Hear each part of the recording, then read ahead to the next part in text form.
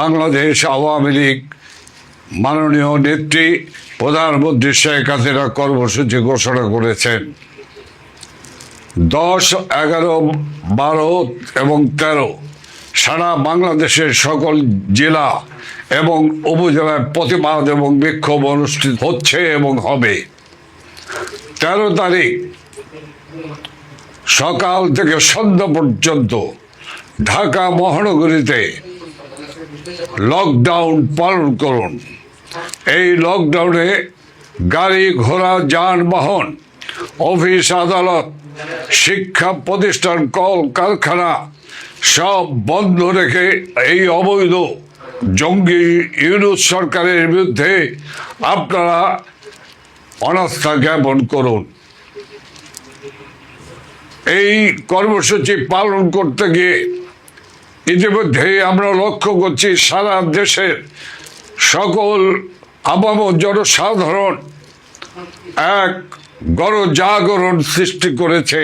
এই গণজাগরণের মধ্য দিয়ে আজকে বাংলাদেশে গতদিন যে কর্মসূচি পালিত হয়েছে, আজকে সারাদিন যে কর্মসূচি পালিত হয়েছে, এর মধ্য দিয়ে এই অবৈধ সরকারের টনক নড়েছে। পায়ের তলার মাটি আজকে টলায়মান। আর সেই কারণেই হিংস্র হায়নার মতো ঝাঁপিয়ে পড়েছে আন্দোলনকারী এবং সাধারণ মানুষের উপরে ঝাঁপিয়ে পড়েছে। পরিষ্কারভাবে বলতে চাই, বাংলাদেশে যারা আইন শৃঙ্খলা রক্ষাকারী বাহিনী, প্রশাসনের সঙ্গে যারা জড়িত আছেন, আমরা পরিষ্কারভাবে বলতে চাই, প্রশাসনের যারা রয়েছেন অতি উৎসাহী প্রশাসনের কর্মকর্তা কর্মচারী এবং আইন শৃঙ্খলা রক্ষাকারী বাহিনী অতি উৎসাহীরা যে আচরণ করছে, এই আচরণ জনগণ গ্রহণ করে না। কাজেই এই আচরণ থেকে বিরত থাকুন। এই অবৈধ সরকারের আদেশ নির্দেশ পালন করার কোনো সুযোগ নেই। তাদের প্রতি আপনারা অনাস্থা জ্ঞাপন করুন। আপনাদের মনে রাখতে হবে, আইন শৃঙ্খলা রক্ষাকারী বাহিনী, বিশেষ করে আমার পুলিশ ভাইয়েরা, আনসার ভাইয়েরা, আপনাদেরকে মনে রাখতে হবে, এই সরকার ক্ষমতা দখল করার জন্য আপনাদের 3208 জন পুলিশ সদস্যকে নির্মম নিষ্ঠুরভাবে হত্যা করেছে। ওরা এই হত্যার বিচার করতে চায় না, আর বিচার করতে চায় না বলেই ওরা ইনডিমিনিটি দিয়েছে আপনাদের সহকর্মী, যাদেরকে নৃশংস নিষ্ঠুরভাবে হত্যা করেছে, যারা হত্যা করে ফ্লাইওভারের সাথে ঝুলিয়ে রেখেছে। যে পুলিশ কনস্টেবল বোন গর্ভবতী ছিলেন, তারস্বরে চিৎকার করে বলেছে, আমাকে বেরো না, আমাকে বেরো না, আমার গর্ভে সন্তান রয়েছে। এই পাষণ্ডদের, এই খুনিদের হৃদয় কাঁপেনি, তাকেও নির্মমভাবে হত্যা করেছে। কাজে সেই হত্যাকারীদের আদেশ নির্দেশ আপনারা পালন করবেন কি করবেন না, সেটি আপনাদের সিদ্ধান্ত। মনে রাখতে হবে, এই বাংলার জনগণ এই অবৈধ সরকারকে কোনোভাবেই গ্রহণ করেনি। কাজেই সেই সরকারের আদেশ নির্দেশ পালন করার কোনো সুযোগ নেই। আমি পরিষ্কারভাবে বলতে চাই যে আইসিটি আদালত যুদ্ধ অপরাধীদের বিচার করা হয়েছে, সেই আইসিটি অবৈধ সরকারের অবৈধ আইসিটি আদালত।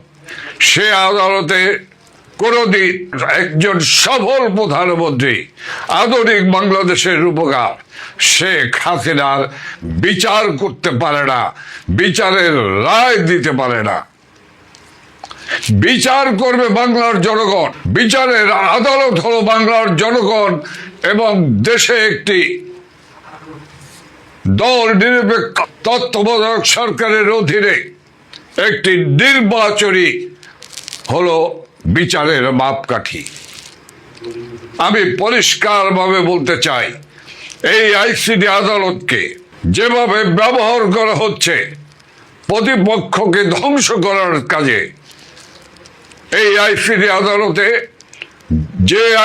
আদালতে যুদ্ধ অপরাধীদের বিচার করা হয়েছে, কাজেই ওই আদালতে স্বাধীনতা সার্বভৌমত্ব রক্ষাকারী সশস্ত্র বাহিনীর সদস্যদের বিচার হতে পারে না। সেনাবাহিনীর কোনো সদস্য ওই কোর্টে হাজিরা দেবে না। বাংলাদেশের আইসিটি আদালত এই মুহূর্তে বন্ধ করতে হবে। সকল রাজবন্দী সহ সেনাবাহিনীর সকল সদস্যদের মুক্তি দিতেই হবে। আমি আপামর জনসাধারণকে, বিশেষ করে ঢাকা মহানগরের সকল মানুষের কাছে আমি আকুল আবেদন জানাচ্ছি, আসুন 13ই নভেম্বর বৃহস্পতিবার সকাল সন্ধ্যা লকডাউনকে সফল করুন। এই লকডাউনের সফলতার মধ্য দিয়ে আমরা আন্দোলনকে, এই জাগরণকে আমরা জাতীয় জাগরণে পরিণত করে আমরা এই সরকারকে পদত্যাগে বাধ্য করব। সাধারণ মানুষের জীবন জীবিকা একটি দুর্বিষহ হয়ে দাঁড়িয়েছে, কাজেই এই সরকারের কোনো দায় জনগণের কাছে নেই, কারণ এই সরকার জনগণের সরকার নয়। জয় বাংলা, জয় বঙ্গবন্ধু, জয় শেখ হাসিনার জয়।